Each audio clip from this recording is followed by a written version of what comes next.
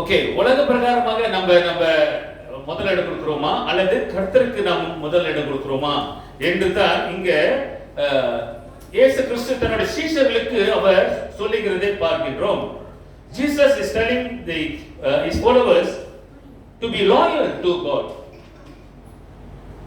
கர்த்தருக்கு நீங்க உண்மையாக இருங்கள் என்று ஆண்டவர் இங்க இந்த சீஷர்களுக்கு ஒரு சொல்லுகிறது பார்க்கும்.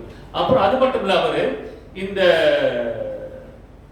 சொத்து சேர்ப்பது, அதாவது பொக்கிஷத்தை சேர்த்து வைப்பதை ஒப்பிட்டு, அதுவும் நீங்கள் கர்த்தருக்கு எவ்வளவு உண்மையாக இருக்கிறீர்கள் என்று ஆண்டவர் இந்த சீஷர்களுக்கு எடுத்து சொல்லுகிறார். இதே போலதான் பிரியமானவர்களே, இன்று அது நமக்கும் சொல்லப்படுகிற ஒரு வார்த்தை. நம்முடைய எண்ணங்கள், நம்முடைய கவலைகள் எல்லாம் இந்த உலக பிரகாரமாக உள்ள கவலைகளாக இருக்கிறதா, இல்ல இந்த கடவுளுக்கு ஏற்றவாறு நம்ம செயல்படுகிறோமா? நம்முடைய சிந்தனை எப்படியாக இருக்குது? Where is your mind? உலக பிரகாரத்துக்கு உள்ள பொருள் ஆசை, பொக்கிஷங்கள், பணம், இவைகள்லாம் நம்ம அதுக்கு குறிக்கோளாக இருந்து அதுக்கு நம்ம முதல் இடம் கொடுக்கிறோமா, அல்லது தேவனுடைய வார்த்தைக்கு கீழ்பட்டு அது பிரகாரம் நம்ம செயல்படுகிறோமா? இப்படி செயல்பட்டால், உலக பிரகாரமாக செயல்பட்டால் நமக்கு தற்காலிகமான வாழ்க்கை. நீ இப்படி செயல்பட்டால், தேவனுடைய வார்த்தைக்கு நீ கீழ்பட்டு அது பிரகாரம் செயல்பட்டால் நித்திய வாழ்வு. இதுதான் வித்தியாசம். அதுதான் ஆண்டவர் சொல்ற, எது முக்கியம்? இதுதான் உனக்கு முக்கியம், இதுதான் உன்னை காப்பாற்றும். தேவன் அப்பவே சொல்லிட்டாரு.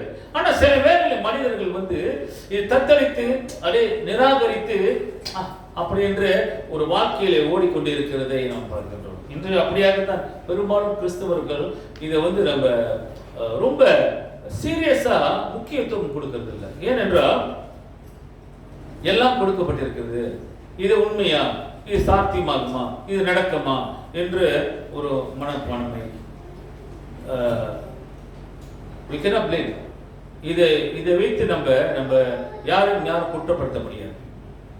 அவர்களுக்கு அவ்வாறு தெரியும் என்ன ஏது. ஏன்னா நம்ம வார்த்தை உண்மையான வார்த்தை, ஜீவனுள்ள வார்த்தை, இதுல வல்லமை இருக்கிறது என்றெல்லாம் நம்ம சொல்லுகிறோம், பேசுகிறோம், கேட்கிறோம். ஆனா அது வாழ்க்கையிலே வாழ்க்கையில வரும் பொழுது, செயல்படும் போது கொஞ்சம் கடினமா பார்க்கணும். சொல்வது செய்வதில்லை. What you talk, what you preach, you don't practice அப்படிங்கிற போல. ஆக இந்த வார்த்தை ஆண்டவர் இப்படியாக சொல்லுகிறது பார்க்கின்றோம். ஆக உங்களுடைய பொக்கிஷங்கள் எங்கே உங்களுடைய பொக்கிஷம் இருக்கிறதோ அங்கேதான் உங்களுடைய இருதயம் இருக்கும் என்று இங்க கொஞ்சம் மேல மாஸ்டர் பார்க்கலாம். ஓகே, எடுத்து வைத்துக் கொள்ளுங்கள்.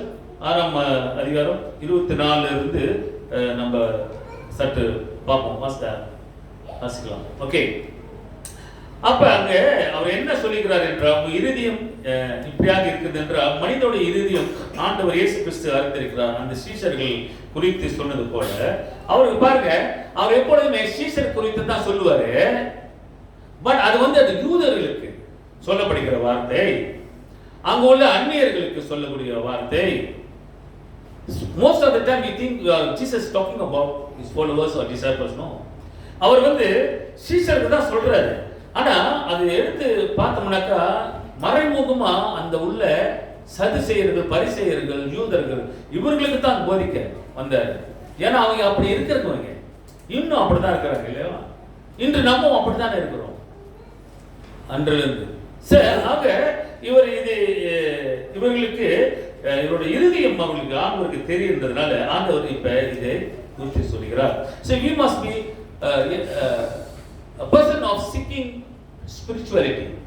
ஆவிக்குரிய தேடுதல் நமக்கு இருக்கணும். ஆவிக்குரிய தேடுதல்.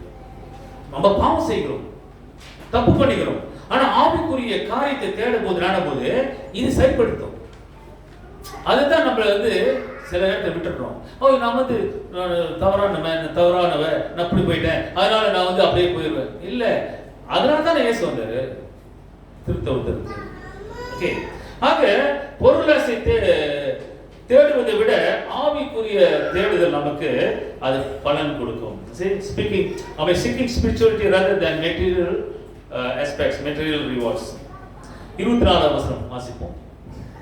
2 எஜமான்களுக்கு ஊழியம் செய்ய ஒருவனாலும் கூடாது.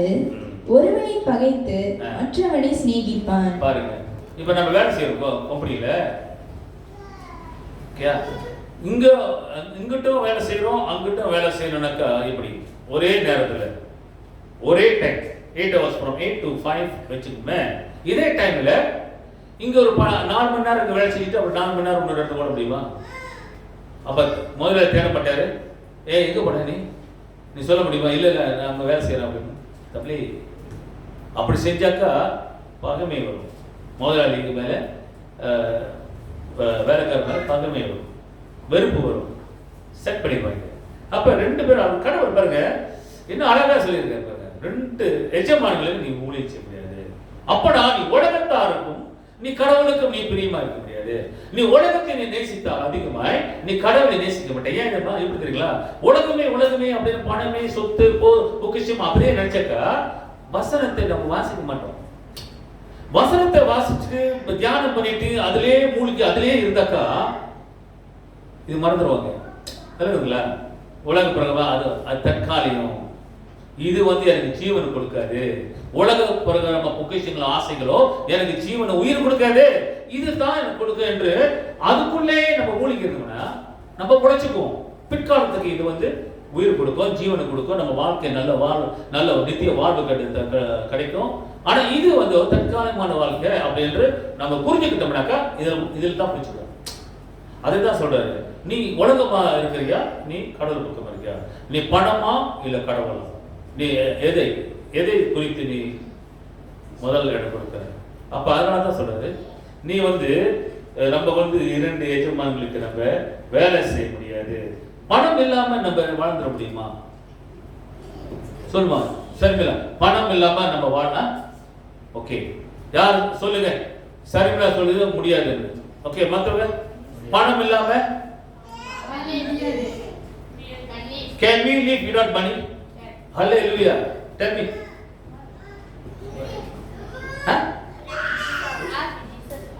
Okay, without money you can live. பணம் இல்லாம நம்ம வாழ்ந்துடலாம். ஆமா இல்லையா? இப்போ உள்ள காலத்துக்கு முடியாதுங்க. ஓகே, வச்சுக்கோங்க. ஆரம்பத்துல பணம் வந்துச்சா? ஆரம்பத்துல பணம் இல்லை தானே. எப்படி வாழ்ந்தாங்க? ஆமா, அண்டர் தர்ஸ் தான். ஆனா எப்படி வாழ்ந்தாங்க? பயிரிட்டு, நிலத்துல உள்ள பயிரிட்டு அது இது விட்டு தானே சாப்பிட்டாங்க இல்லையா? கொஞ்சம் பின்னால கொண்டு போயிருங்க நைஸா. ஓகே, அப்படிதானே? அப்ப ஆரம்பத்துல பணம் இல்லை, நிலம் இருந்தது, தானியம் இருந்தது, எல்லாமே இருந்து, பணம் செடி எல்லாம் இது பொழைச்சாங்க. கொஞ்ச நாள் பொழைச்சாங்களா இல்லையா? பணம் இல்லாம வாழ்ந்தாங்களா இல்லையா? Marcus, Messi, right? Without money, they have lived in the beginning. Adam and Eve never lived with the money; they lived with the nature, right? Okay. அப்ப பணம் இல்லாம வாழ்ந்துடலாம் இல்லையா? எல்லாம் இருந்துச்சுனாக்கா, நிலம், தானியம் இதெல்லாம் இருந்துச்சுனாக்கா. ஆனா கடவுள் இல்லாம வாழ முடியாது இல்லையா? We cannot live without God. Okay. ஆக நம்ம 2 வேலையை நம்ம செய்யறதுக்கு நம்ம பாருங்க, சில வேலையில சில பேர் 2 வேலை செய்வாங்க இல்லையா? தப்பு இல்லை. 8 hour 12 hour ஓவர் டைம், அப்புறம் 16 hour டபுள் ஷிஃப்ட் வேலை செய்வாங்க இல்லையா? இருக்கிறாங்க. அந்த மாதிரி வேலை செஞ்சு நானும் பார்த்துருக்கேன், நானும் செஞ்சிருக்கிறேன். முடியாது. நம்மளுக்கு என்ன ஆசை? பணம் சம்பாதிக்கணும். அம்மாவா இல்லையா? தப்பு இல்லை. பணம் எவ்வளவு வேணா சம்பாதிக்கலாம், தப்பே இல்லை. ஆனா உடல் ஏத்துக்கணும் இல்ல? கேன் யூ பாடி எஸ் முடியாது இல்லையா? எவ்வளவு நாளைக்கு 16 hour நீ வேலை செய்வ, அப்புறம் 2 hour வந்துட்டு வேலைக்கு போறதுக்கு 1 hour, வரதுக்கு 1 hour, சாப்பிட்றதுக்கு தூங்குறதுக்கு 4 hour, அப்புறம் ஓடணும், அப்புறம் ஓடியா 16 hour. என்ன ஆகுறது உடம்பு? என்னங்க ஆகுறது? 8 hourக்கே சில பேர் வேலை செய்ய பண்றாங்க. 16 hour வேலை செஞ்சாக்கா ஓகே, யங்கா இருக்கும்போது வேலை செய்யலாம், வயசான முடியாது. ஆனா நீ சம்பாத்தியமே தூக்கம் பார்த்தாலும் சீக்கு அந்த சம்பாத்தியமே நம்ம மருந்துக்கே போயிடும். ஆமா இல்லையா? சில பேர் இந்த மாதிரி வேலை செஞ்சா. அதனால தான் சொல்றாரு, கொடுக்கப்பட்ட வேலையை நீ கொடுத்து கரெக்டா செஞ்சிடும், அது போதும். ஆனா அங்க 2 எஜமானுக்கு நீ வேலை செய்ய முடியாது இல்லையா? அதனால தான் தாவீது சொல்றாரு, என்ன சொல்றாரு? see David is counseling in Psalms 62:10. சங்கீதத்துல 62:10 என்ன சொல்றாருன்னா தாவீது Asia, if riches increase, do not set your heart on them. அதாவது ஐஸ்வரியத்தை மேலும் நீ உயர்ந்து கொண்டு போனா, ஐஸ்வரியத்தை நீ பெருகி வந்தாக்கா உன் இருதயத்தை அங்க வைக்காத. அதான் சங்கீதம் சொல்றாரு தாவீது. ஐஸ்வர்யம் என்னது? விருத்தியானாக்கா, வளர்ச்சி அடைச்சினாக்கா. ஐஸ்வர்யம்னாக்கா பணம், சொத்து, எல்லாமே சேர்த்து நீ மேல நீ உயராத, உன்னோட இதயத்தை கொண்டு போய் அங்க வைக்காத அப்படின்னு சொல்றாரு. அப்படி உன் இருதயம் எல்லாம் அங்க போச்சுனாக்கா நீ கடவுளை வந்துடுவ. அது உன்னை பாதாளத்தை கொண்டு போவோம், இது உன்னை நித்திய வாழ்வு கொண்டு போவோம். நீ எதையை எடுக்கிற, பாதாளமா இதா என்றுதான். அப்ப தாவீது அழகா அவர் சொல்றாரு, நீ உன்னுடைய ஐஸ்வர்யம் வந்து விருத்தியாக உன் இதயத்தை கொண்டு அது மேல வைக்காத. Do not, when you riches increase day by day, do not put your heart on them. அது நமக்கு பின்னால விளைவுகள் கொண்டு வரும். அதுதான் அழகா சொல்றாங்க. பிரியமானவர்களே, எங்கே அதான் சொல்றது, எங்கே உன் பொக்கிஷமோ அங்கே என்னது, எங்கே உன்னுடைய பொக்கிஷம் இருக்கிறதோ அங்கே இருதயம் இருக்கும்.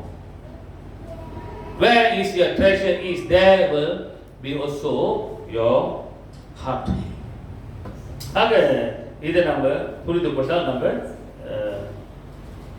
தப்பித்துக் கொள்ளலாம். தேவனுக்கு ஐஸ்வர்யம் உள்ளவர்களாய் இருக்க வேண்டும். அதுதான் ஆண்டவர் விரும்புகிறார்.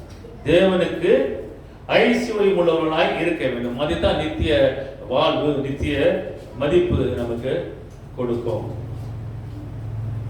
Be riches in the Lord, and that is the value, that is the eternal value for you. அதுதான் நித்திய வாழ்வு. ஆக பிரியமானவர்களே, நம்ம என்ன செய்யணும் என்றால், தேவன் மீது நம்பிக்கை வைத்து தேவனுக்கு மேல நம்ம அதிகமாய் நம்பிக்கை வைப்பது மட்டுமல்ல, அவரை நம்பி விசுவாசத்துமானால் கர்த்தர் நமக்கு நல்ல பலனை கொடுப்பார். அதனால put your hope on God and not on your treasure. தேவன் மீது பற்றுதலாகவும் நம்பிக்கை இருந்து இந்த பொருள் ஆசைக்குள்ள நம்ம இதயத்தை வைக்கக்கூடாது. ஆக அது வந்து நமக்கு நித்திய வாழ்வு கொடுக்கிறது. அதனால ஆண்டவர் அழகாக சொல்லுகிறார், எங்கே உன் பொக்கிஷம் இருக்கிறதோ அங்கே உன் இருதயம் இருக்கும். இரண்டாவதாக பார்க்கின்றோம் கவலை. வசனத்தை வாசிக்கு போனோம்னாக்க அப்படியே தெரியுமல்லவா? 2 எஜமானுக்கு. ஓகே, அடுத்த வாசிக்கலாம். ஆகையால் அழுது ஒருவனை பற்றி கொண்டு மற்றவனை அசட்டை பண்ணுவான். தேவனுக்கும் உலக பொருளுக்கும் ஊழியம் செய்ய உங்களால் கூடாது. ஆகையால் எண்ணத்தை உண்போம், எண்ணத்தை குடிப்போம் என்று உங்கள் ஜீவனுக்காகவும், எண்ணத்தை உடுப்போம் என்று உங்கள் சரீரத்துக்காகவும் கவலைப்படாதிருங்கள் என்று உங்களுக்கு சொல்லுகிறேன். ஆகாரத்தை பார்க்கிலும் ஜீவனும், உடையை பார்க்கிலும் சரீரமும் விசேஷித்தவைகள் அல்லவா? 25 வசனத்துல என்ன சொல்லுகிறது?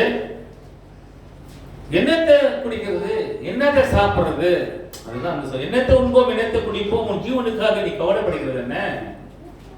ஆகத்தை பரவி பாருங்கள், அது உட்பதும் இல்லை, உடுத்துவதும் இல்லை, அது சேர்ப்பதும் இல்லை, அதுக்கே நான் கொடுப்பது நிச்சயம் என்றா நீங்கள் எப்படிப்பட்டவர்கள்? நீ விசேஷமானவர்கள் அல்லவா? ஆமா இல்லையா? மிருகத்தை பாருங்க, மிருகத்தை அதை வந்து சேர்த்து வைக்கிறது இல்லை, ஒண்ணுமே இல்லை, எல்லாமே கொடுக்கப்பட்டிருக்கு. இயற்கையாக படைத்த அந்த ஆண்டவர், இயற்கைக்கே ஆண்டவர் அவர் முதலாளியாக இருந்து எல்லாத்துக்கும் கொடுக்கிற தேவனாக இருக்கும்போது, ஜீவனை கொடுத்த தேவன் உங்களையும் என்னையும் தன்னுடைய சாயலை படைக்கப்பட்ட நம்ம எப்படி கொடுக்காம இருக்க முடியும்? அதை தான் சொல்றாரு, நீங்க விசேஷமானவர்கள் அல்லவா? You are more value than the birds who are flying in the sky. அப்படி நம்ம படிக்கிறோம், கேட்கிறோம், எல்லாம் செய்யறோம், ஆனா நமக்கு அந்த நம்பிக்கை வர மாட்டேங்குது. ஏன்? அந்த விசுவாசம் வரலையே. ஏன்?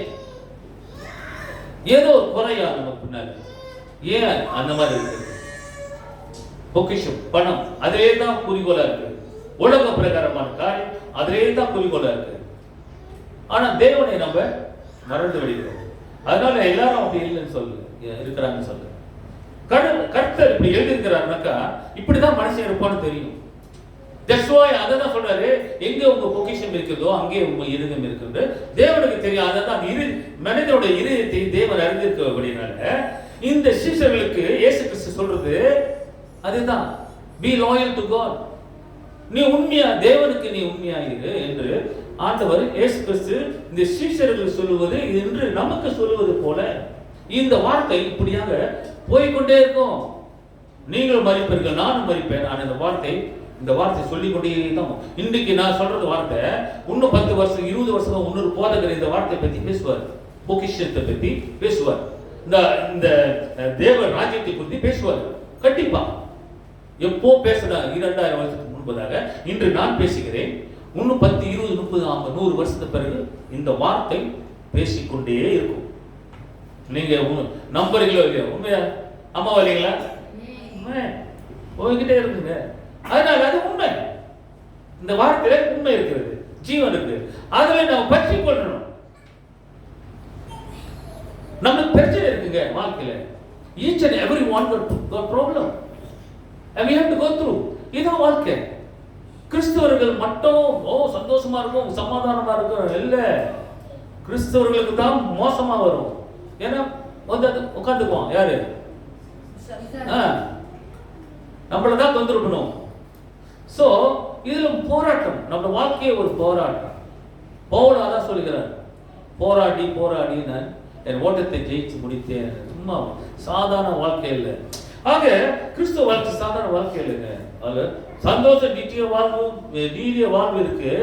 ஆனா அதுல கடந்து போகிறது எவ்வளவு கடினம் கஷ்டங்களும் இருக்கிறது.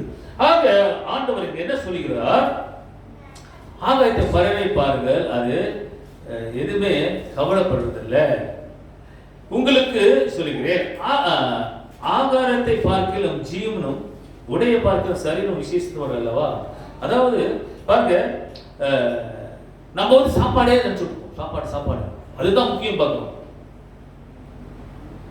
முக்கியம் தான். So you are taking food to sustain your body to become better, strength. அதாவது நீ சாப்பிடுற சாப்பாடு வந்து உடலுக்கு சரீரத்துக்கு பலப்படுத்துவதற்காகத்தான் ஒழிய ஆத்மா பலப்படுத்துறதுக்கு சரி சாப்பாடு முடியுமா? ஆத்மாக்காக சரிமா சாப்பாடு சாப்பிடுறதுனால ஒரு ஆத்மா இருக்கு. ஆத்மாக்கா அது சரீரத்துக்கா? சரீரம். ஆனா ஆவிக்குரிய காரியம் எதுக்கு? சரீரத்துக்கா எதுக்கு? ஆத்மா. இது ரெண்டு முக்கியம். ஓகே. ஆக இங்க ஆண்டவர் அழகாக சொல்றது என்னன்னாக்கா, ஆகாரத்தை பார்க்கிலும் ஜீவன் முக்கியம், ஆத்மாவும் ஜீவன் முக்கியம், உயிர் முக்கியம். சாப்பாடு விட அது ரொம்ப முக்கியம். ஓகே.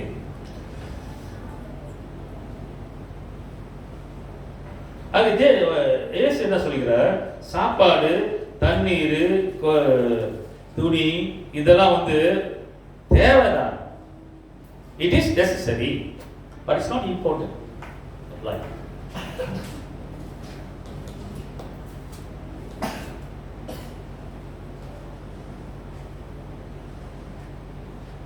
அதான் சொல்றாரு, அது அப்படிப்பட்ட பறவைகளுக்கு நான் குடித்து வைக்கும் போது நீங்க எவ்வளவு விசேஷமானவர்கள். Are you not much more value than they? அவரை விட நீங்க விசேஷமானவர்கள் அல்லவா அப்படின்னு ஆண்டவருக்கு 26வது வசனத்துல வாசிமா. 26 தான் வாசிச்சேன். வாசிங்க 26 வாசிங்க. ஆகாயத்து பட்சிகளை கவனித்து பாருங்கள், அவைகள் விதைக்கிறதும் இல்லை, அறுக்கிறதும் இல்லை, களஞ்சியங்களில் சேர்த்து வைக்கிறதும் இல்லை, அவைகளையும் உங்கள் பரமபிதா பிழைப்பூட்டுகிறார். அவைகளை பார்க்கிலும் நீங்கள் விசேஷித்தவர்கள் அல்லவா. என்ன சொல்றது, இந்த குருவி பறவைகள்லாம் வந்து போய் சேர்த்து அங்க சேர்த்து சாப்பாடு சேர்த்து வச்சு ஸ்டோர் பண்றது இல்ல. மனுஷன் வச்சு ஸ்டோர் பண்ண வந்துருங்களா?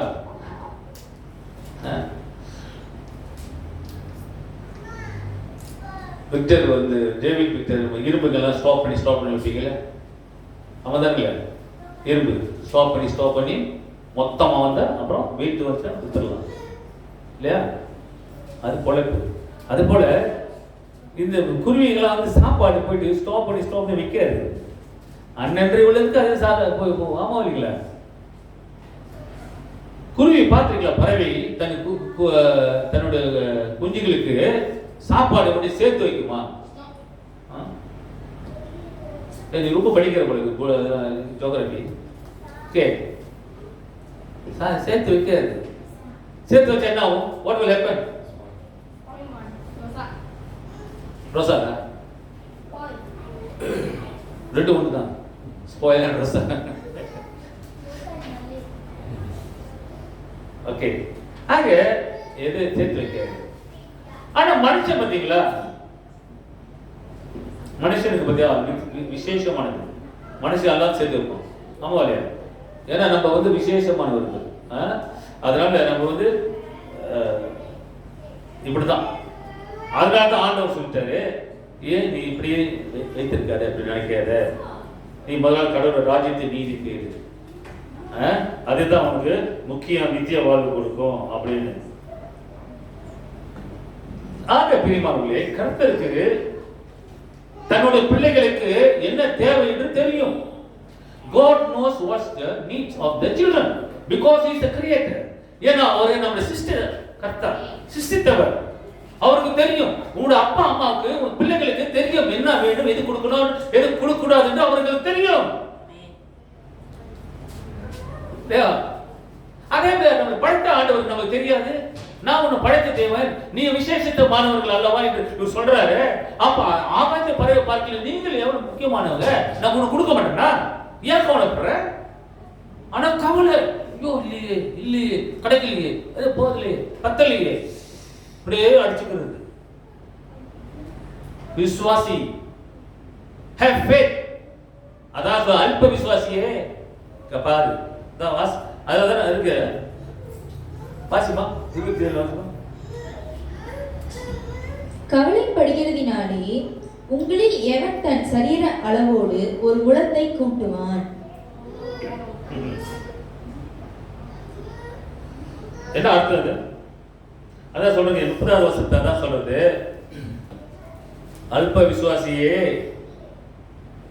இன்றைக்கு இருந்து நாளைக்கு அடுப்பிலே போடப்படும் காட்டு புல்லுக்கு தேவன் இவ்விதமாய் உடுத்தி வைத்தால் உங்களுக்கு உடுத்தி வைப்பது எவ்வளவு அதிகம் நிச்சயம் அல்லவா? 30 சொல்றாரு. அல்ப விசுவாசியே, ஏன் நம்ப மாட்ற? விசுவாசம் இல்லையா? நம்பிக்கை இல்லையா? கர்த்தர் கொடுப்பார், சொன்னா சொன்னது தான். அவரு நம்ம தான் வந்து தத்தடிச்சிட்டு இருக்கிறோம். இதுலயே உலகத்திலேயே பார்க்கிறோம், அப்படியே பொக்கிஷம் அப்படியே. ஆனா கர்த்தருக்கு வந்து தெளிவா சொல்றாரு, ஏன் அல்ப விசுவாசி, ஏன் நீ அப்படி இருக்கிற அப்படின்னு. இது அந்நிய ஜாதிகாரங்களாம் தேடுறாங்க, இப்படிதான் இருக்கிறாங்க. The pagans are also dealing, the pagans are also searching, looking for this. அப்படிதானே சொல்லுது. The pagans are all these little things out there. 32வது வசனத்தை அப்படிதான் சொல்லுது இல்லையா? இவர்கள் எல்லாம் அஞ்ஞானிகள் நாடி தேடுகிறார்களே. உங்களுக்கு மக்களுக்கு என்ன வித்தியாசம்? நீ விசுவாசிக்கிற தேவன் உண்மையானவர், தேவன் உயர்ந்தவர், வல்லமை உள்ளவர், வார்த்தையில வல்லமை இருக்குது, உயிர் இருக்கு, ஜீவன் இருக்கு, எல்லாமே செய்யறதுக்கு அதிகாரம் இருக்கு எனக்கு அப்படி சொல்லிக்கிறோம். என்ன சேர்த்துதான் எல்லாரும் சொல்றோம், எல்லாரும் படிக்கிறோம். நானும் தான் படிக்கிறேன், நானும் தான் பேசுறேன், வல்லமை இருக்கு, அது இருக்குது. ஆனா அந்நிய ஜாதியும் அப்படித்தானே இருக்கிறான் அப்படின்னு தேவன் சொல்றாரு. உங்களுக்கு என்ன வித்தியாசம் அப்படின்னு. ஆக நாம் விசுவாசிக்கும் போது நம்ம கவலையை நம்ம மறக்கிறோம். கவலைப்படாத, அதானே இவர் சொல்றாரு. ஏன் கவலைப்படுற? நான் உன்னை படைத்தது, நான் உனக்கு எல்லாத்தையும் கொடுக்கிற தேவன் நிச்சயம். அப்ப நம்ம வந்து அதுல ஒரு நம்பிக்கை, ஒரு விசுவாசத்துக்குள்ள நம்ம வரணும். அப்பதான் செயல்படுத்த முடியும் இல்லையா? எத்தனை பேர் விசுவாசமா இருந்து ஆண்டவர் நமக்கு ஜெயம் கொடுப்பார் ஜெபித்து இருக்கிறோம் இல்லவா? நம்ம ஏன் ஜெபிக்கிறோம்? ஏதோ நடக்கணும் அப்படிதானே. ஆனா ஜெபிக்கும் போது விசுவாசத்தோட தானே ஜெபிக்கிறோம், ஒரு நம்பிக்கையோட தானே ஜெபிக்கிறோம். ஆனா சில நேரத்தில் நடக்கப்படாது. அதனால கடவுள் சரியில்லை சொல்லுமா? அப்ப நாம சரியில்லை சொல்லுவோமா? இல்ல. அந்த நேரத்துல தேவனுக்கு அது பிரியம் இல்லை. ஆனா அதனால கொடுக்க மாட்டாரு, செய்ய மாட்டாரு நிச்சயம் இல்லை. அப்படி இருக்கக்கூடாது. பாருங்க எவ்வளவு செய்த ஆண்டவர். பிறந்திலிருந்து இது வரைக்கும் ஆண்டவர் கொடுத்தாரா இது எல்லாமே? பிறந்தவன தாய் வைத்திருந்த போது உங்களுக்கு பேர் வச்சது யாரு? நீங்கள வச்சீங்க. எப்படி என்ன எல்லாமே வந்துச்சுன்னா நல்லா வெளியே வருதுல்ல. அப்ப கொடுக்க போது மாட்டேன் மரம் சார் பண்ணுது வாங்கிக்கிறோம் எல்லாமே. நாளைக்கு இறந்து போன பிறகு சடங்கு சம்பிரதாயம் செய்யறாங்கல்ல, நம்மள இருக்கு. யார் செய்யறா? நீங்கள செய்றீங்க, மத்தவங்க தான். எல்லாமே கொடுக்கப்பட்டது, எதுன்னு கொண்டு வருவதில்லை, இருக்கிறது வச்சு கொடுது. ஏன்னா எதுவுமே நம்ம சொந்தம் இல்லை இல்லையா? ஆக இங்க கவலைப்பட வேண்டாம். இன்னைக்கு ஒரு கவலைப்படுறதுனால ஒரு பிரயோஜனமாக ஆண்டவர் என்ன சொல்ற? விசுவாசம் மெய். என் மேல விசுவாசம் அது. நான் விசுவாசப்பது கவலையை நம்மள மறந்து விடுறோம். ஏதாவது பிரச்சனை வந்து விசுவாசம் நம்பிக்கை வச்சோம்னாக்கா அது அப்படியே மறந்து போயிடும் இல்லையா? ஒரு நோயாளி வரும்போது நோய் பட்டப்பட்டக்கா மருந்து எதுக்கு சாப்பிடுறோம்? கிருஷ்ணா சொல்லுவாங்க, மருந்து எதுக்கு சாப்பிடுறோம்? மூஞ்சி மருந்து சொல்லுவாங்க. சொல்லு சரி இப்படி பாக்குறேன். மருந்து எதுக்கு சாப்பிடுறோம்? நான் கிறிஸ்டினா தான் கேட்டேன்.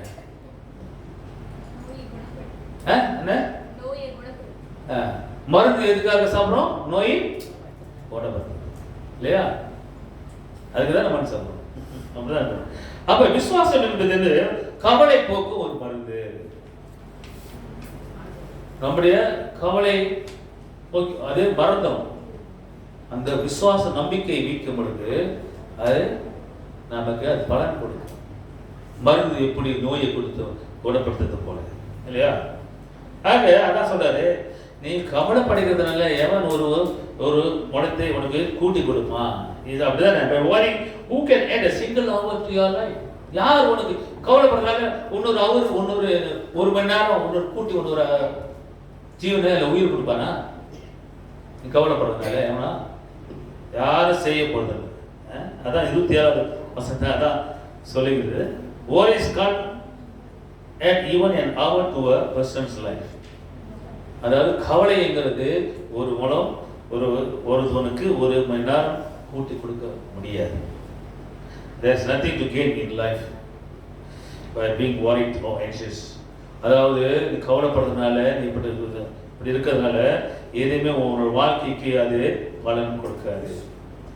அடுத்தது நம்ம பார்க்கிறோம் கடைசி வாரத்தில் அவர் சொல்லிக்கிறது 6:33 முதல்ல 6:33 இதெல்லாம் மறக்க முடியாத ஒரு வசனம். மத்தேயு 6:33 என்ன பார்க்குறீங்க? பைபிள் படிக்கிறீங்க. இதெல்லாம் மனப்பூர்வமா இருக்கணும், மனப்பாடமா. என்னது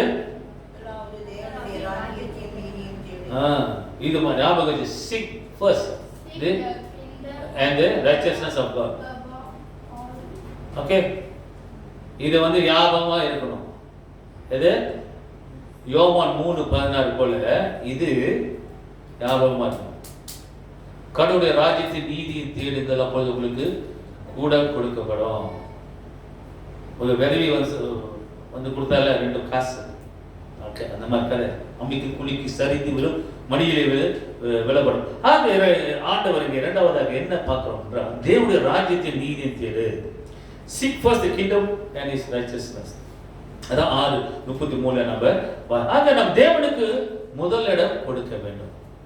Give first place for the Lord. நீ கொடு, அடுத்தது உனக்கு கொடுக்கப்படும். நீ மொய் போட்டாதான் மொய் போடுவாங்க, அப்படித்தானே? உலக பிரகாரமே நம்ம எதிர்பார்க்கிறோம் இல்லையா? அங்க ஒருத்தர் இருக்காரு, ஜெர்கர் தெரியுதானே? ஜெர்கர் யாரை பார்த்திருக்கா? ஜெர்கர் ஜூனியர். இதுல ஜெர்கர் யாரை பார்த்திருக்கீங்க? நேரடியா பார்த்திருக்கியா? ஓகே. வேற யார் பார்த்திருக்கா ஜெர்க்கர் நேரடியா இல்லாம போட்டோ பார்த்திருக்கீங்களா? அன்னைக்கு பார்த்தோம்ல ஜெர்க்கர் பார்த்தது இல்லையா? ஜென்சி முழிக்கிறாரு. ஜூனியர் ட்ரைனிங் வந்து அவனுக்கு தெரியல. You saw the Messi? No, I can prove that you saw. You have seen. Hey, நீ இதுக்கு மேல்மின் உனக்கு தெரியாது? ஏய், நான் பார்த்தேன், நீங்களா பார்த்தீங்க. சரி, மீட்டிங்ல வந்தீங்களே ட்ரைனிங்க்கு ஜைன்ல போட்டோ போட்டு காமிக்கல, படத்தை போட்டு காமிக்கல. ஜெர்க்கர் ஜூனியர் ஒர்க் செட் அவர் தான் ஃபவுண்டர்.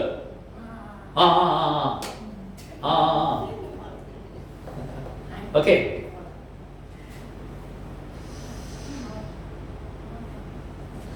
ஆக பிரியமானவர்களே, தேவனுக்கு நாம் முதல் கொடுக்க வேண்டும். அப்ப இருக்கிறத நம்ம கொடுக்கணும். கொடுத்தாதான் கொடுக்கப்படும். அவர் ஏன் பத்தி பேசினா அவர் சொல்லுவாரு, ஏன்னா யூ கிவ் ஐ கிவ். அவரோட பாலிசி எப்படி அவர் சொல்லுவாரு. ஸ்வீடன்ல இருக்கும்போது அது சொன்னார் ஒரு வாட்டி, when you give I give, you bring this I give you this. அப்படின்னா என்ன தெரியுமா? நான் சொன்னதை நீ கொண்டு வா, நான் உனக்கு தேர்வு கொடுக்குறேன் அப்படின்னு. அவர் என்ன சொன்னாரு, பாம் லீஃப்ல கிராஸ் செய்யறோம்ல பச்சை, அது கொண்டு வர சொல்லுவார். ஏன்னா அது கிடைக்காது, அதை செஞ்சு கொண்டு போவோம். கிராஸ் சும்மா மட்டை தான், அது கொண்டு போய் கொடுத்தா ஒன்று தேன் போத்தல் செஞ்சு கொடுப்பாரு. தேன் என்னதுன்னா சொந்த இதிலேயே இருக்கு கார்டன்ல. நான் இப்போ எடுத்துருக்கேன் அவர் கூட, அப்படியே சுட்டி சுட்டி சுட்டி தேன் எடுத்து சாலிட் ஒரிஜினல் தேனே சாப்பிட்டாங்க ஒரு மாசமா. நாங்கள் அன்னோட தேன் ரொட்டி தேன். ஓகே, அவர் சொல்லுவார். ஓகே, ஆக கொடுக்கும்போது கொடுக்கப்படும். அதான் அவருடைய பாலிசி சொல்லுவார். அதுதான் பவுல் அழகாக சொல்றாரு. எபிஸ்டல் யார் வாசிச்சா? I have learned to be content whatever the circumstances. அப்படின்னா நான் வந்து இருக்கிறதை வைத்து உள்ளதை வைத்து நான் கற்றுக்கொண்டேன். அதுல தாழ்வும் அப்புறம் என்னது வாசியமா யார் வாசிச்சா? எபிஸ்டல் 4:12 பவுல் அழகா சொல்றாரு. என்ன சொல்றாருன்னா, see what he says, தாழ்ந்திருக்கவும் எனக்கு தெரியும். அதாவது தாழ்ந்துனா ஒண்ணு இல்லாத போது என்னால மக்கு மாறி கூட இருக்க முடியும். பசியா இருக்கும் போது பசியாவை தாங்கி கொள்ள முடியும். பவுல் சொல்றாரு. இந்த வார்த்தை வந்து திருச்சபைக்கு சொல்றாரு, பிலிப்பியர் திருச்சபைக்கு. இன்று நம்ம திருச்சபைக்கு சொல்றது போலதான் இது. ஆக நம்ம கற்றுக்கொள்ளணும். இல்லாத போது நம்ம கஷ்டத்தோட கஷ்டமாக நம்ம கற்றுக்கணும். ஆனா கஷ்டங்கள் வரும்போது நமக்கு பின்னால பலன் கிடைக்கும். நான் அப்புறம் சொல்றேன். ஓகே, பாருங்க, அவர் சொல்றாரு, வாழ்ந்திருக்கவும் எனக்கு தெரியும். பாருங்க, தாழ்ந்திருக்கவும் தெரியும், வாழவும் எனக்கு தெரியும், இல்லையா? அப்ப அடுத்தது அவர் சொல்றது வந்து எவ்விடத்திலும் எல்லாவற்றிலும் திருப்தியா இருக்கவும். பாருங்க, சாப்பிட்டியாமா? சாப்பிடலாம் கூட நம்ம என்ன சொல்லுவோம்? பொய் தானே, பொய் தானே. சாப்பிடல நம்ம, சாப்பிட்டீங்களா? சாப்பிட்டேங்க. அது ஒரு திருப்திக்கு, மற்றவர்களுக்கு நீ சந்தோஷப்படுத்துவதற்கு, மற்றவர்களை நீ திருப்தி அடைவதற்காக நீ உன்னையே நீ திருப்தி அடைக்கிற, திருப்தி படை. அதுதான் பவுல் அழகா சொல்றாரு. அப்ப எந்த மாதிரி சூழ்நிலை இருந்தா கூட நம்ம அந்த மாதிரி சூழ்நிலையில நம்ம இருக்கணும். பட்டினியா இருக்கவும், பட்டினியா இருக்க கத்துக்கணும் அப்படின்னு சொல்றாரு அவங்க. அப்ப பரிபூர்ணம் அடையவும் குறைவு விடவும் என்னது போதிக்கப்பட்டேன். அப்ப அவர் என்ன சொல்றாரு? I have learned in all circumstances and contented with God. அப்பனா அவர் எல்லா சூழ்நிலையிலும் அவர் கற்றுக்கொண்டார். அந்த மாதிரி நம்ம இருக்கணும். அதுதான் வீட்டு போனா பாருங்க, 1 தீமோத்தேயு 6:6 என்ன சொல்லுகிறது என்றால், போதும் என்கிற மனதுடன் கூடிய தேவ பக்தியே மிகுந்த ஆதாயம். போதும் என்ற மனதுடன் கூடிய தேவ பக்தி இருந்தார். போதும் சொல்றல, போதும் என்ற மனமே பொன் செய்யும் என்னங்க மருந்தா? நான் முன்ன வந்து விருந்து மருந்து குறைங்க. போதும் என்கிற மனமே பொன் செய்யும் மருந்து. அப்படி அப்ப அது பழமொழியா இருக்கு, அந்த பழமொழி வார்த்தையே இருக்குதுங்க பாருங்க. அப்ப போதும் என்கிற மனதுடனே கூடிய, அப்ப இருக்கிறத வைத்து போதும் என்கிறத வச்சுக்கிட்டு கடவுளோட விசுவாசம் வைத்து தேவ பக்தியோடு இருந்தோம்னாக்கா உனக்கு அதிகமாய் செயல்படும். அதுதான் விசுவாசம். அல்ப விசுவாசியே, அந்நியர்கள் உங்களுக்கு என்ன வித்தியாசம்? அதான் சொல்றாரு. அப்ப ஏன் நம்ம விசுவாசம் குறைகிறது? ஏன் நம்ப மாட்டோம்? கிடைக்கும் வரும் என்கிற ஏன் நம்பிக்கை வர்றதில்ல? எதையோ வைத்து நம்ம கவலைப்படுகிறோம். ஆக அதுதான் போதும் என்கிற மனதுடனே கூடிய தேவ பக்தி இருந்தா அதுவே உனக்கு ஆதாயம். See, godly divines will help you to gain within what you are contented. அதாவது இருக்கிறத வைத்து அதுல நீ சந்தோஷப்படுகிறாயே, அதே உனக்கு பலன். அதுதான் ஆண்டவர் சொல்கிறார், அதான் பவுல் சொல்கிறார். நான் இப்படி கற்றுக்கொண்டேன், நான் தாழ்மையிலும் இருந்தேன், வேதனையிலும் இருந்தேன், ஒண்ணும் இல்லாத நேரத்து கூட என்னால இது என்னால ஓட்ட முடியும், இதுல இருந்து நான் கற்றுக்கொண்டேன் என்று பவுல் சொல்லுகிற வார்த்தை அது நமக்கு இன்றைக்கு அப்படிதாங்க சொல்லுகிறது. ஆக பிரியமானவர்களே, நாம் முதலாவதாக தேவனுக்கு முதல் இடம் கொடுக்கணும். Seek first the kingdom and righteousness என்று சொன்னோம் இல்லையா? கடவுளோட ராஜ்யத்தை நீதியும் தேடுங்கள். Priority. Where is your priority? முதலாவது தேவனுக்கு கொடுக்க வேண்டிய தேவன். அதான் சொல்லலையா, தேவனுக்கு கொடுக்க வேண்டிய தேவனுக்கும் Caesar, how you say? Whatever you give for the Lord, and whatever you give for the Caesar, you have to give for Caesar. Rayan கடவுளுக்கு கொடுத்து செலுத்த வேண்டிய கடவுளுக்கும், ராயனுக்கு செலுத்த வேண்டிய ராயனுக்கு நீ கொடு. புரியுதுங்களா? ராஜாவுக்கு கொடுக்க வேண்டிய ராஜாக்கும், இன்கம் டேக்ஸ் கொடுக்கிறது இன்கம் டேக்ஸ்க்கும், கடவுளுக்கு கொடுக்க வேண்டிய கடவுளுக்கும். இன்கம் டேக்ஸ் கவர்மெண்ட், 10% தேவனுக்கு கொடுக்க வேண்டியது கர்த்தருக்கு காணிக்க. கடவுள் சும்மா சொன்னாரா? இந்த இன்கம் டேக்ஸ் எல்லாம் யார் வந்துச்சு? இங்கிருந்து வந்தது, ஆதியிலிருந்து வந்தது.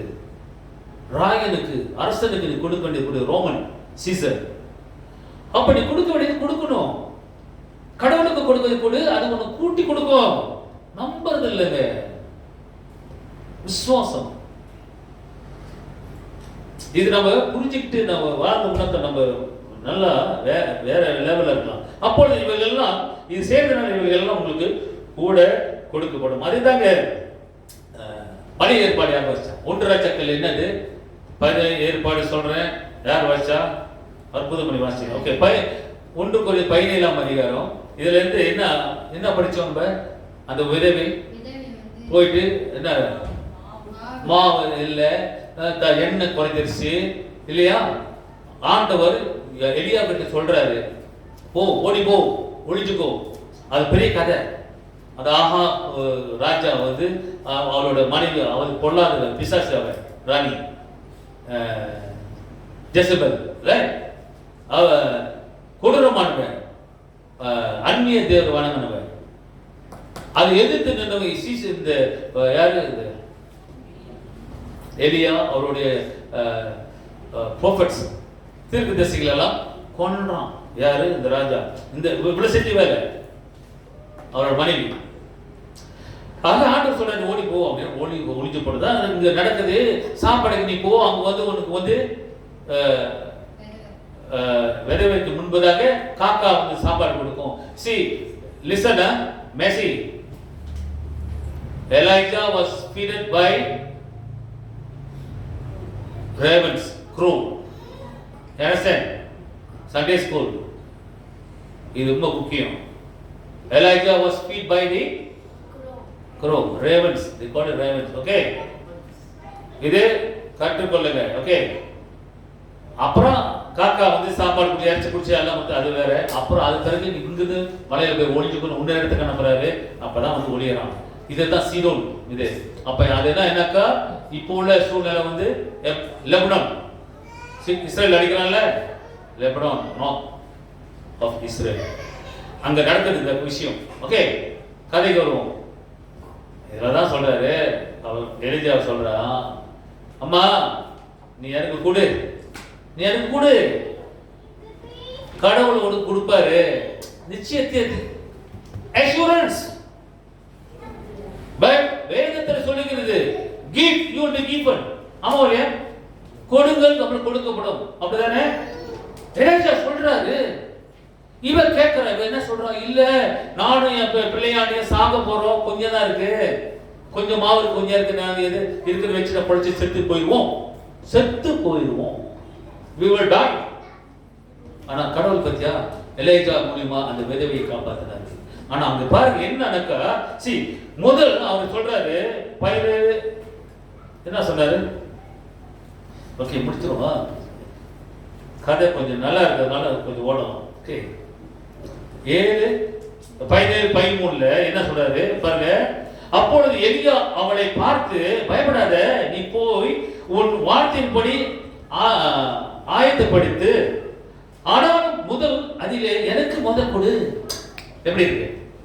நீ செய்ய, நீ சாப்பிடு, நீ பொக்கிஷம் சேர்த்து வை, பணத்தை சேர்த்து வை, நீ எல்லாம் செய், ஆனா எனக்கு கொடுக்கிறது கொடு.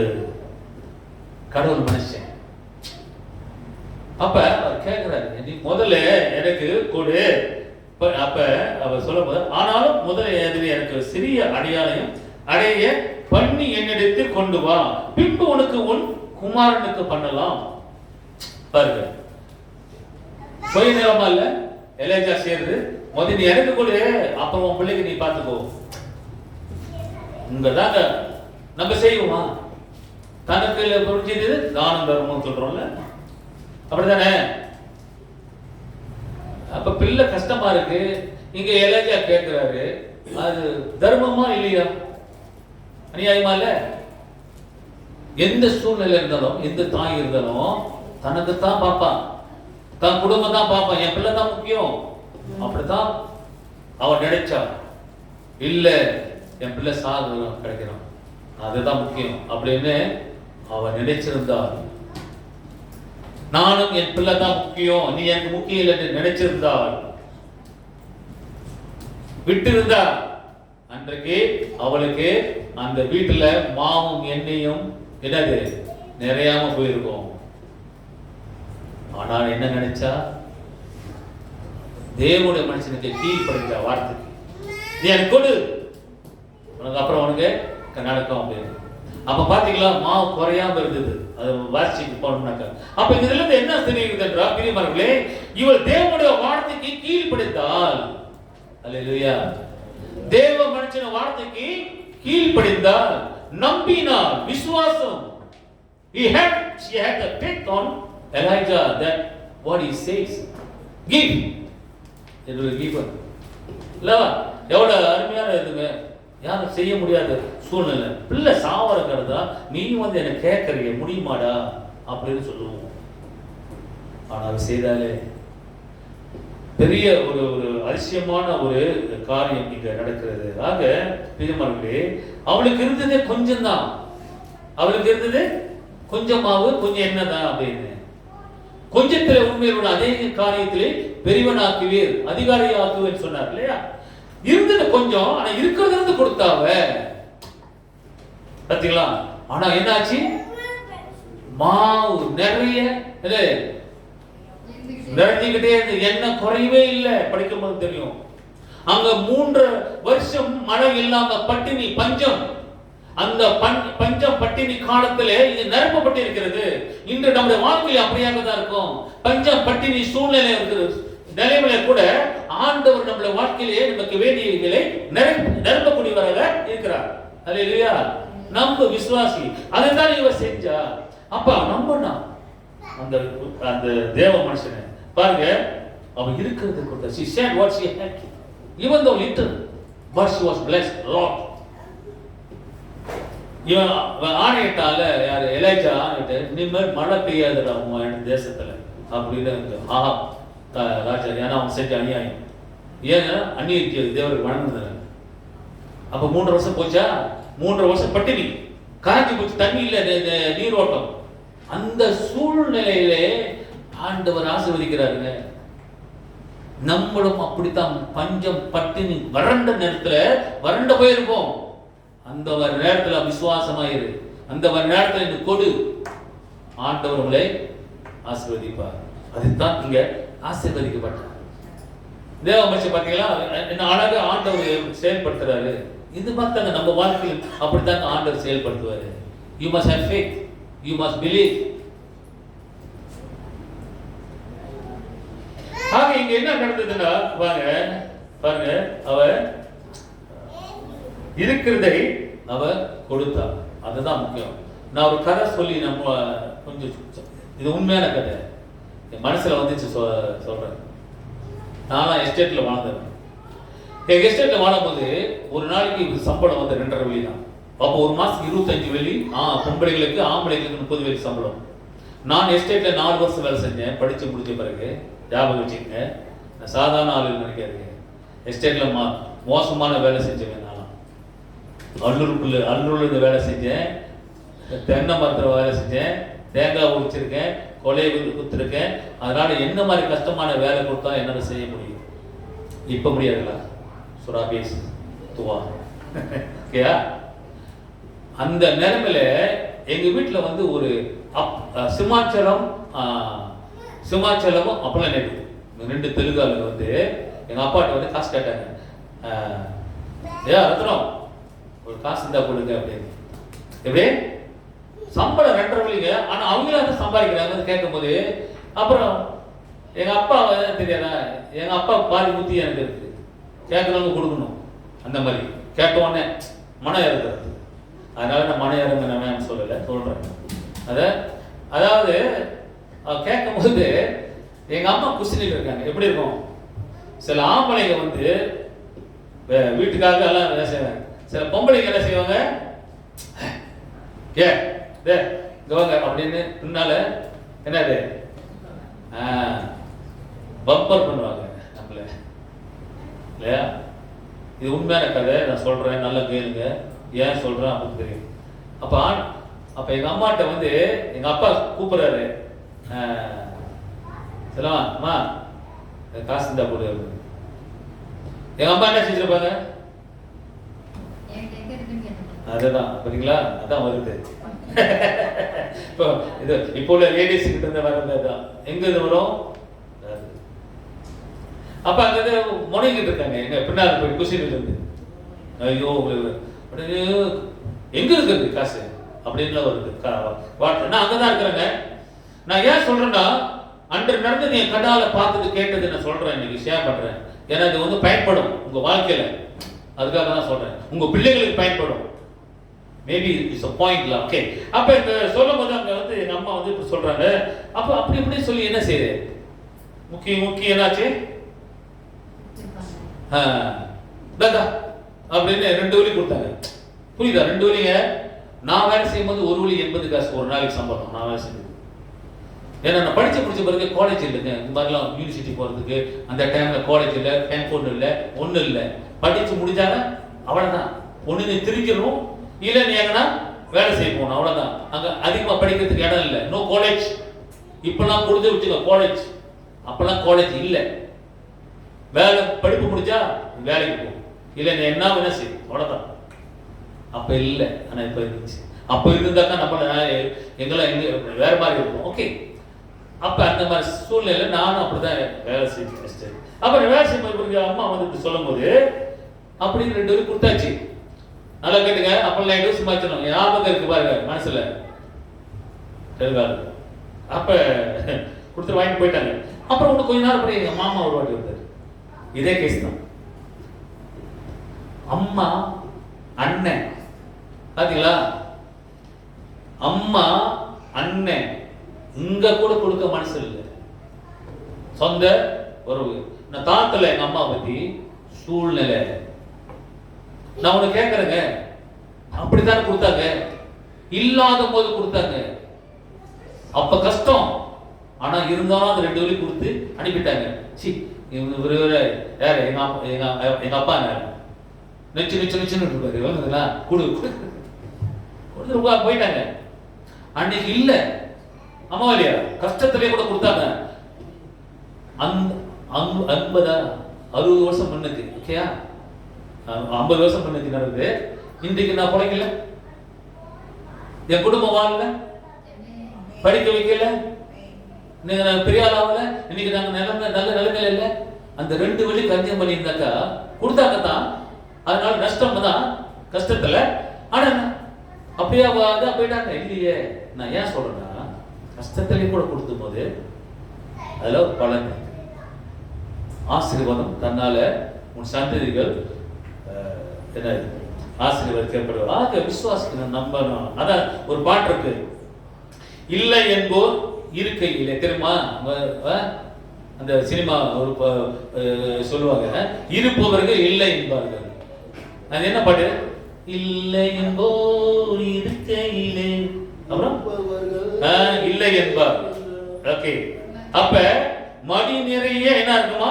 பொருள் இருக்கும், ஆனா மனம் நிறைய இருள் இருக்கும். கவிஞர் சும்மா பாடலைங்க, அது பத்தியா? அப்பா அப்ப இந்த மாதிரி கொடுங்க, இந்த மாதிரி. ஓகே, இதுதான். அப்ப என்ன சொல்ல வரேன்னா, ஆண்டவர் என்ன சொல்றாரு? முதலாவது கடவுள் ராஜ்யத்தை நீதி தேடு, உனக்கு கூட கொடுக்கும் இல்லையா? ஆக எதுவுமே குறையாது.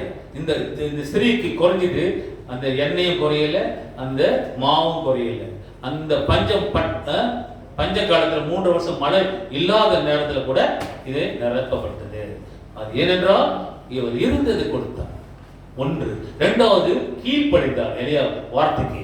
3வது அவருக்கு விசுவாசம் இருந்தது, அவன் தேவனோட மனுஷன் மேல வார்த்தை. ஆக பிரியமானவர்களே, முடிவாக பொருளாசை தேடுவதை விட ஆவிக்குரிய தேடுவது மிக மிக, அதுதான் நம்ம பரலோகத்துக்கு விஷயம். ஆக நம்ம தேவன் மேல நம்பிக்கை வைப்பது ரொம்ப நல்லது.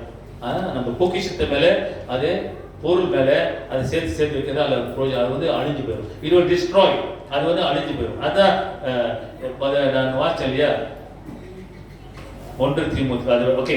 எபிரேயர் 13:15 என்ன சொல்லுதுன்னா, நீங்கள் பண ஆசை இல்லாதவர்களாய் நடந்து உங்களுக்கு இருக்கிறவைகள் போதும் என்று எண்ணுங்கள். பவுல் அழகா சொல்றாரு, உங்களுக்கு, நீங்கள் பண ஆசை இல்லாதவர்கள். யாருக்கு பண ஆசை இல்லை?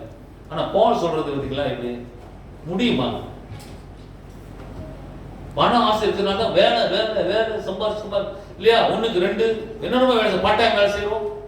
ஆசை தவறு இல்லை, சம்பாதிக்கிறது. ஆனா ஆசை இருக்கக்கூடாது. The love of the money is the root of the love of money is the root of என்ன?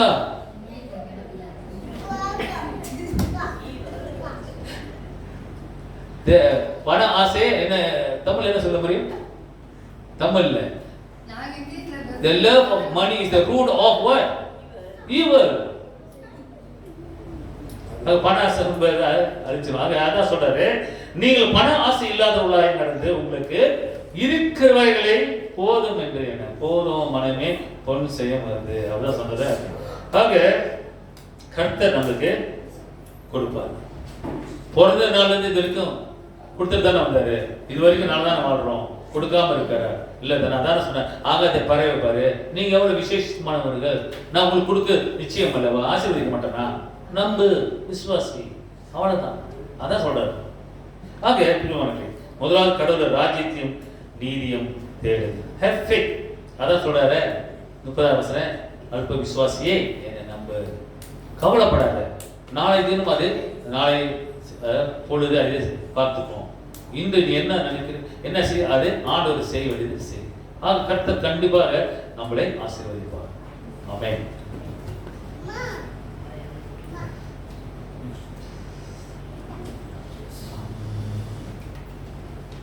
எல்லா புத்திக்கும் மேலாக தேவ சமாதானம் உங்கள் இருதயங்களையும் சிந்தனைகளையும் கிறிஸ்துவ போல் காப்பதாக.